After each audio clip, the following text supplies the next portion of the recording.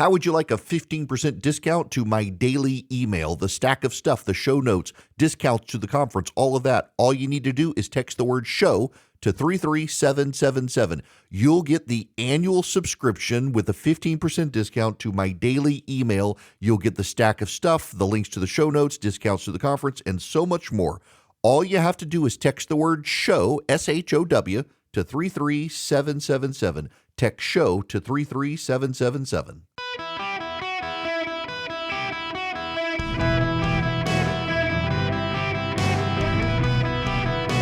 Welcome to the Eric Erickson Show podcast, Hour 2. Welcome, ladies and gentlemen. It is Eric Erickson here across the United States. The phone number, 877-973-7425. If you want to be on the program, I will take your phone calls in this hour. I do have to give you the latest on the Democratic state of play over what happened. Because, well, we got a lot of moving pieces right now. The Democrats have now decided, in light of the Alex Preddy shooting, and I should say Alex Preddy killing, to oppose funding the Department of Homeland Security.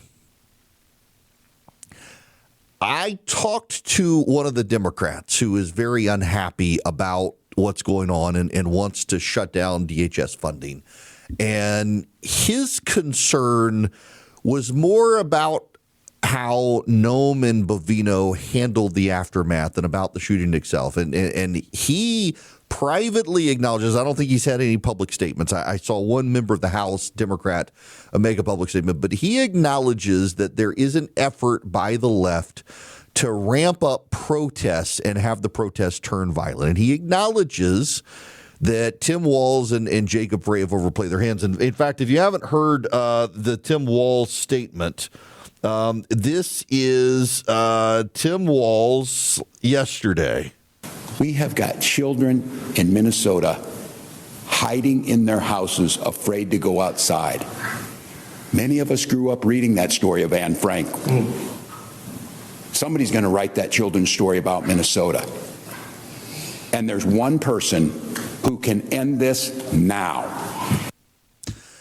Anne Frank hiding in the attic. I just find that deeply, deeply, deeply irresponsible rhetoric of him. He said that they're at war with the United States government, and on and on and on it goes. I find it to be very, very, very bad rhetoric by the governor of Minnesota. Very hysterical rhetoric to spit them up.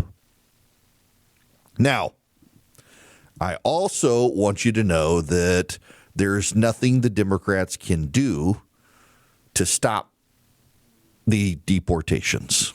And this is something this Democrat I talked to acknowledges. So let me explain to you what's happening here.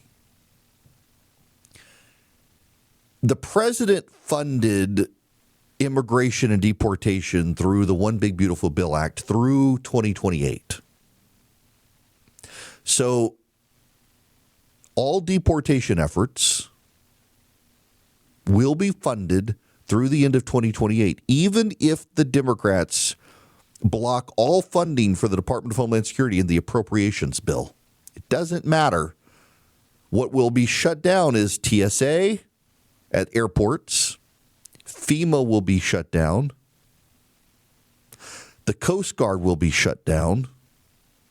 But ICE and Border Patrol won't be shut down.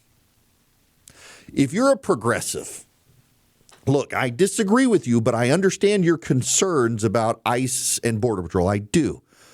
What you need to know, if you're a progressive and you believe that the Democrats should shut down Homeland Security and refuse to fund it, is you're not going to stop the deportations. You're going to stop FEMA, you're going to stop the Coast Guard, and you're going to stop TSA. Why? Because the president and Republicans bypassed the Homeland Security appropriations process to fully fund ICE and Border Patrol through 2028. So it doesn't matter. If the Democrats block the Department of Homeland Security appropriations measure that's headed to the Senate right now, as they say they're going to do, they're not stopping the Border Patrol or ICE. They're stopping all the other parts of Homeland Security, jeopardizing national security without actually stopping deportations. Bill Melugin on Fox News talking about this. Democrats say there is no way whatsoever that they're going to vote for a DHS funding bill unless it reforms ICE. The problem is that DHS bill is tied to 5 other funding bills. First of all, of course, I'm against this spending bill. It's our view that you should not proceed with the funding for DHS until you have in my view, radical changes, rein in ICE. I hate shutdowns. I'm one of the people that helped negotiate the solution to the end of the last shutdown, but I can't vote for a bill that includes ICE funding under these circumstances. And Senate Minority Leader Chuck Schumer said on Sunday that Senate Democrats will not allow that DHS bill to move forward. He wants it stripped away from the other 5 bills, saying in part, quote, Senate Republicans must work with Democrats to advance the other 5 funding bills while we work to rewrite the DHS bill. This is the best course of action, and the American people are on our side. Republican Senator Lindsey Graham reacted on X, posting in part, quote, when you thought it couldn't get more chaotic surrounding the Democrats' obsession with maintaining sanctuary city policies, it just did. Democrats are now backing out of a bipartisan agreement to fund DHS, which makes sure our border is secure and our immigration laws are enforced. In the meantime, a handful of Republican senators are now calling for an investigation into that deadly Border Patrol shooting in Minnesota, with Louisiana Senator Bill Cassidy posting, quote, the events in Minneapolis are incredibly disturbing. The credibility of ICE and DHS are at stake. There must be a full joint federal and state investigation. And Dana, a Senate GOP source tells Fox News the Senate does plan to move forward with that full package of 6 funding bills as one single package, including that DHS bill. Essentially, Republicans plan to call the Democrats' bluff and dare them to cause a partial government shutdown. We'll send it back to you. That's Bill Melugin on Fox News giving you the status here. And yeah, the Republicans are budging. Rick Scott, Tom Cotton, Mike Lee, they've all come out and said that they are going to refuse to negotiate on the Department of Homeland Security appropriations measure, that ICE and Border Patrol have already been funded. This entire funding package deals with FEMA, which obviously the Republicans in Florida want due to potential hurricanes. And there's going to be no there for the Democrats. So here's what I suspect is going to happen, because time and time again, both sides swinging back and forth keep overplaying their hands. After the Renee Good shooting, progressives stormed into City's church in Minneapolis, scared the children, disrupted the church service. Only 3 of them, by the way, thus far have been arrested. And by the way, the judge in Minneapolis who is overseeing this, actually a Republican-appointed judge, the federal judge who refused to allow them to indict Don Lemon. And the judge in that case says it's not that he wants them to not indict Don Lemon. It's that he wants them to go through the grand jury and present the evidence. He wasn't going to do a from the bench indictment of Don Lemon. He wants them to provide their evidence to the grand jury and let the grand jury do it in that case, since there are First Amendment claims involved. And otherwise, these 3 have been indicted. There are going to be more indictments to come. My concern is in the swinging back and forth that the Trump's administration officials involved are moving far too fast and making mistakes. I've got real concerns about Pam Bondi's leadership at the DOJ and them rushing stuff for Trump. And in the process of rushing stuff, they're making mistakes. And that could jeopardize some of these prosecutions, which I think need to be prosecuted. Concurrent to all of this, I think the Republican play on Homeland Security and funding it is a good thing. It's a necessary thing. And I think that the president can make the case that ICE and Border Patrol, they've already been funded. And I think that if the Democrats want this fight, Republicans should let them fight it and lose. They didn't get anything the last time. The Democrats did not get an extension of Obamacare like they claimed they were going to get. And now in this situation, let them shut down this section of the government. Because, by the way, most of the other portions of the government are now funded. There's only about half the government that isn't funded, and the DHS appropriation is one of those. And the DHS appropriation only applies to FEMA, TSA, and the Coast Guard. So when you start having trouble going through TSA again at the airports and it backs up, there's going to be a lot of questions asked about why people are still being deported and what the Democrats are actually fighting for. But the Democrats are virtue signaling to their base on this. It could blow up in the Democrats' face, just like storming the church in Minnesota did. By the way, there's news on that. The lawyer for City's Church was on Fox News talking about what comes next for them. Here. The hypocrisy here is thick. And I would say that what we have here is a situation where rights were violated. Those rights need to be protected. And there is a law here that can be accessed to ensure those protections. We are thankful that the Department of Justice is moving swiftly to make sure that happens. And the church will continue to evaluate their legal options to make sure that churches in Minnesota and especially City's Church are protected. There you have it. They're going to take action. And by the way, they should take action. I think it's a necessary step for this church to defend itself in court and go after those who disrupted their church services.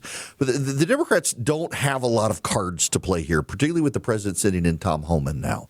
There's just not a lot of options for the Democrats. They can double down on not funding Homeland Security, but I don't think that really accomplishes their purposes. And when people realize they're essentially Democrats are engaged in performance and not substance, that's going to undermine the Democrats' position. It's a tragic situation.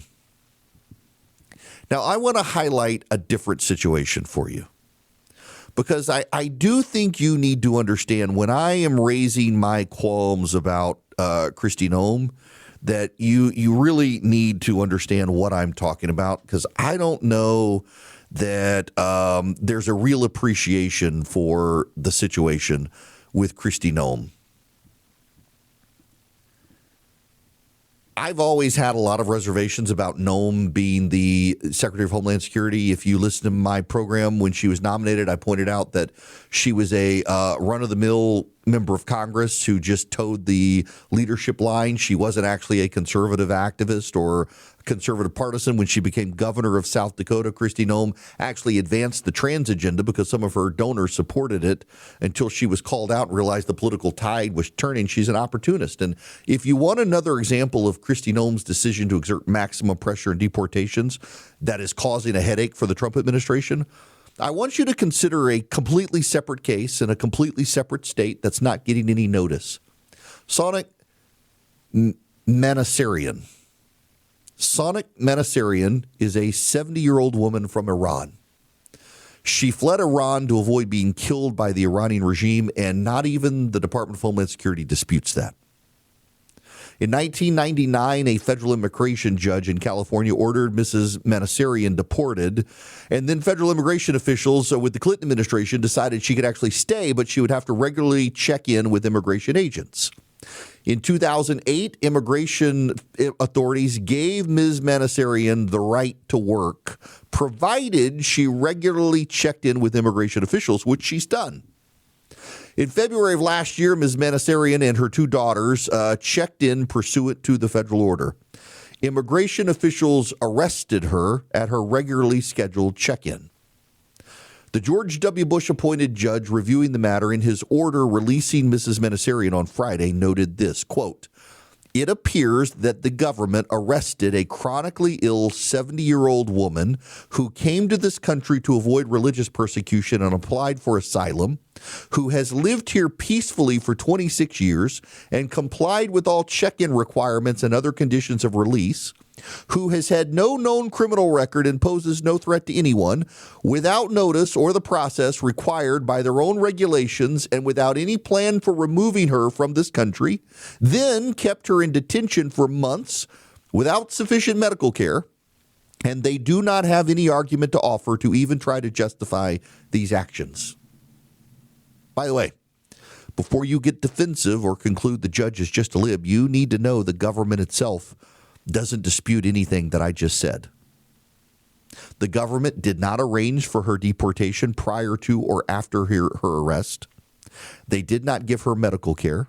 And in fact, they lost her heart medicine and never attempted to replace it for her. And they're now offering no argument in court to keep Mrs. Manasarian detained. The judge has ordered her released. And again, and I got to emphasize this point, the government is not fighting Mrs. Manasarian's release. They don't dispute that immigration agents violated their own rules. And they don't dispute that they had no deportation plan before they arrested her.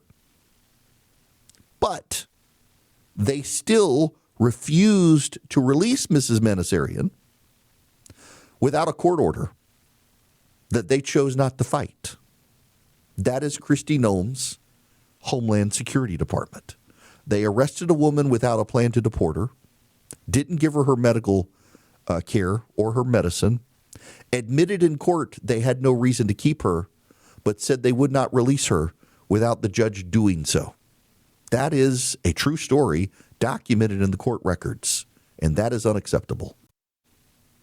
Kanye West has taken out a full-page ad in the Wall Street Journal, issuing an apology for his anti-Semitic comments. He writes, "I regret and am deeply mortified by my actions in that state and am committed to accountability, treatment, and meaningful change. It does not excuse what I did, though. I am not a Nazi or an anti-Semite. I love Jewish people. To the black community, which held me down through all the highs and lows and the darkest times, the black community is unquestionably the foundation of who I am. I'm so sorry I let you down. I love us. In early 2025, I fell into a 4-month-long manic episode of psychotic, paranoid, and impulsive behavior that destroyed my life. As the situation became increasingly unstable, there were times I didn't want to be here anymore. Having bipolar disorder is a notable state of constant mental illness. When you go into a manic episode, you are ill at that point. When you are not in an episode, you are completely normal. And that's when the wreckage from this illness hits the hardest." What's so notable are how many people used his statements at that time to advance anti-Semitism. He's now apologizing and saying it was wrong. Wonder if the others will. I doubt it. Vision Computer would love to help you with your tech support needs. So I want to highlight an aspect of this because I think it may come in handy for some of you. You know, there are a lot of con artists and scammers these days, particularly with technology. And with Vision Computers, if they're your managed IT service, you can call them, get them on the phone, and help them help you determine if something you are seeing or experiencing is a scam. If somebody calls you on the phone, one of these tech support scams, you can get Vision on the phone to take the call with you and navigate whether or not if you or your loved one are about to be scammed by someone online. They can do it for your business as well. They can help your business's technology needs. Call them at 404-COMPUTE today or go to visioncomputers.com. 404-COMPUTE or visioncomputers.com. Vision Computers helps companies and individuals in the entire United States. You get a special phone number. You can call them and in 15 seconds or less talk to a real person who can help you navigate these scam issues, protect you from viruses, keep your computers up and going, keep your employees productive. 404-COMPUTE or visioncomputers.com. Let Vision Computers take care of all your computer needs. Hello and welcome. It is Eric Erickson, and I am delighted to have you here. There are so many concurrent streams of thought and information flowing. It's days like this that kind of fire me up because I got a real obligation, I think, to try to keep you grounded in what actually we know, what we actually know is true, what is opinion, what is analysis. There is a picture circulating online of Alex Preddy with his head to the ground and an ICE agent or a Border Patrol agent with a gun to the back of his head and Preddy holding the gun in his hand on his knees. And that is an AI-generated image. It simply is not true. Simply is not true. There are other things happening in the world besides the situation in Minnesota. I will get to you. I'll get back to you on Minnesota. However, there are other things that we need to talk about, including a situation in China. It appears very likely that in the last 96 hours, there's been a coup attempt in China against the regime of Xi Jinping. Now, some of the evidence is speculative and unconfirmed. There is a Reuters and Bloomberg suggest that there may be a coup happening. 2 generals have reportedly been detained along with their families and up to 3,000 military personnel. There are reports that there was a shooting involving troops and Xi Jinping's guards. That is unconfirmed. And I want you to know, I'm giving you that there are people on the outside and there are dissidents within China who report things out to people on the outside, and this is what they're reporting. These things are unconfirmed, but they all point to something happening within China. Now, in regards to this, there is, in fact, a story in the Wall Street Journal that appears to be Chinese propaganda. The Wall Street Journal is reporting, Ling Wei, reporting that China's top general is accused of giving nuclear secrets to the United States. The allegation is a bribery allegation leveled against General Zhang Yuzi, whose downfall carries implications for the country's military readiness. You got that? The Wall Street Journal reports China's top general was accused of giving nuclear secrets to the United States. Here's the problem. The Chinese dissident community, who is very more informed inside China outside of the Communist Party network than the Wall Street Journal, says this is not a true story. Henry Gao is a Singapore-based professor. He writes, what's striking is that such a serious allegation never appeared among the 5 crimes listed by the People's Liberation Army Daily. The most plausible explanation is that this was a case of high-level information warfare, feeding false intelligence to the foreign media to generate pressure on Zhang's allies. And the leader of human rights in China says the Wall Street Journal article reads more like disinformation rather than genuine reporting. David Tsai, an anti-communist commentator, says, quote, I want to tell readers that the Wall Street Journal appears to be playing the role of the largest overseas rumor mill. It has degenerated into a top-tier mouthpiece of the regime's external propaganda. Anti-CCP dissident and entrepreneur Anna Rink writes, the claims that Zhang Yuzi leaked secrets is utterly untenable.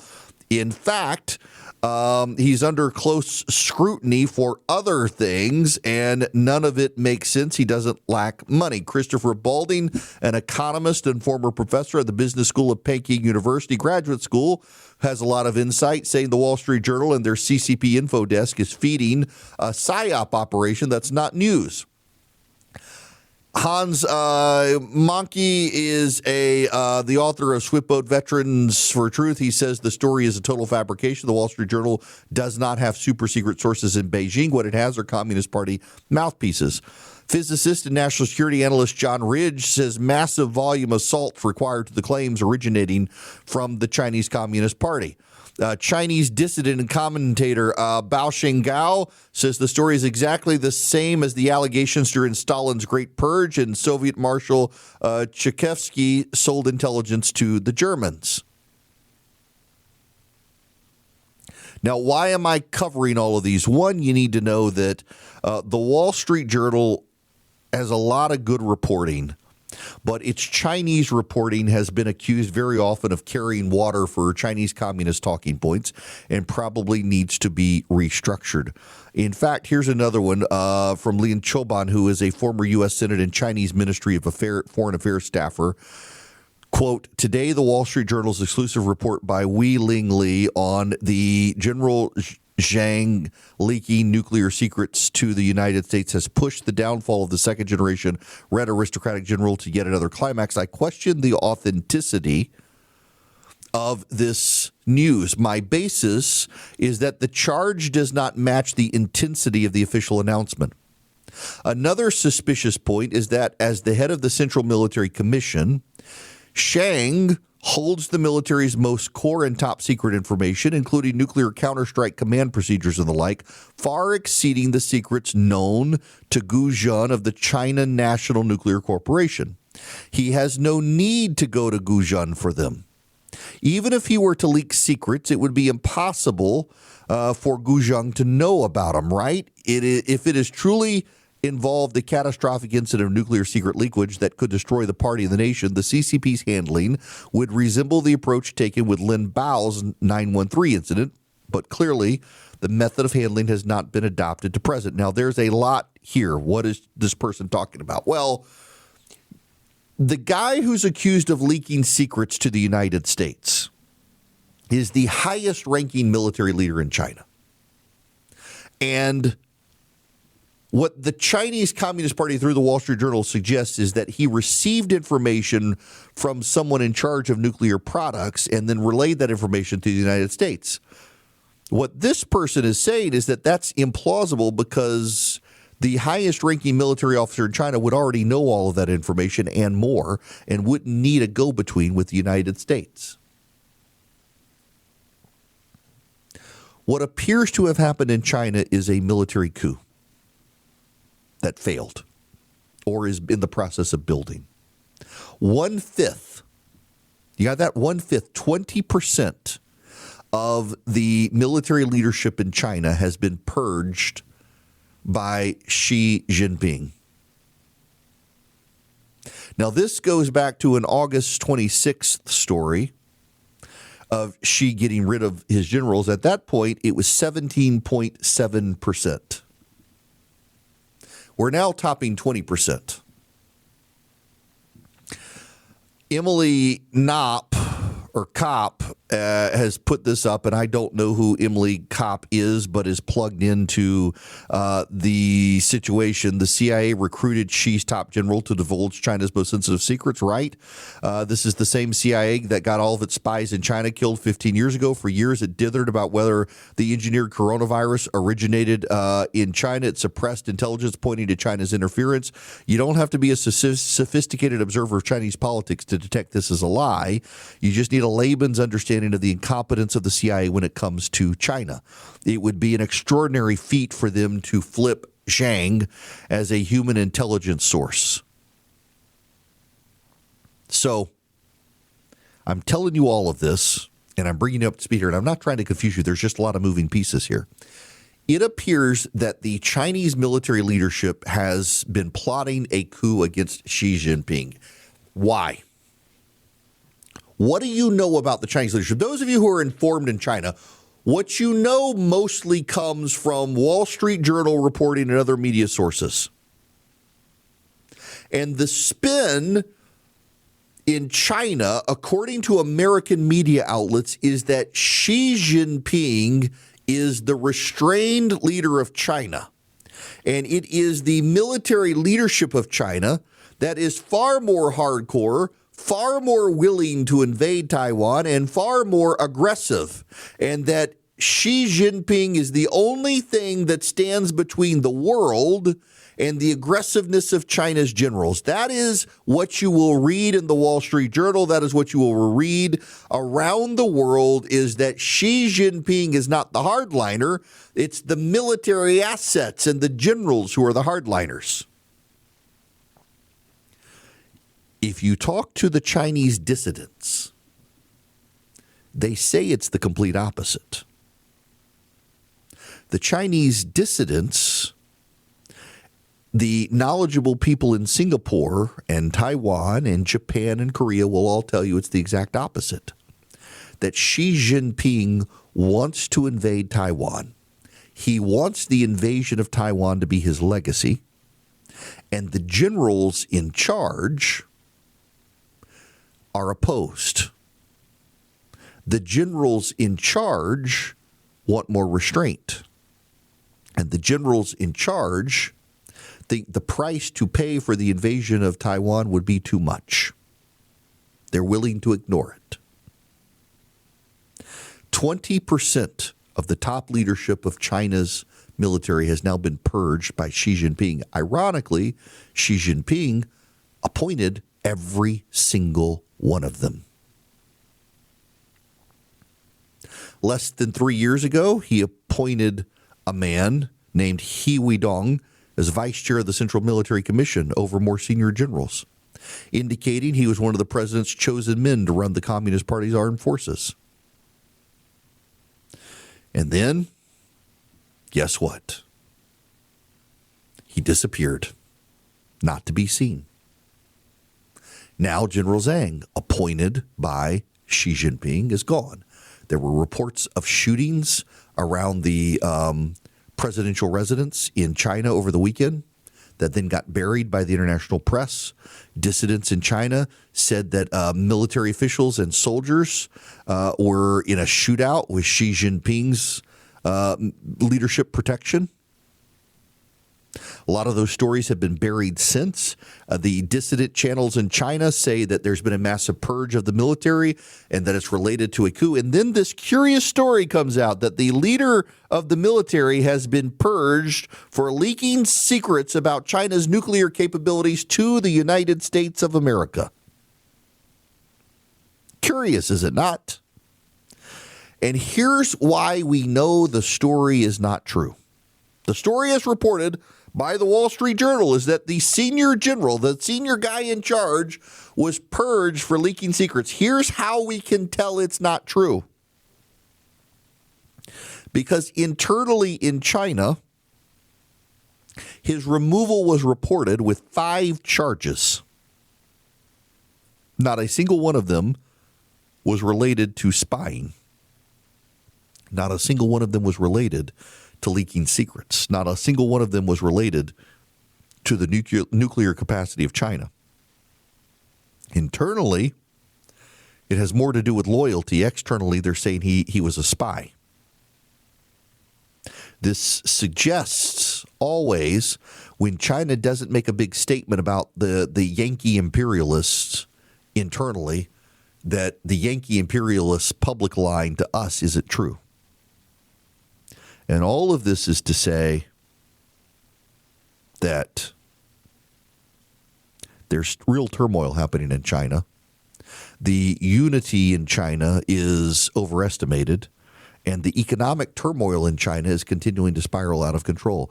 The Chinese military is being weakened because the Chinese economy is being weakened. The Chinese economy being weakened weakens the hold of Xi Jinping, who has extended his tenure longer than any other leader in China since Mao.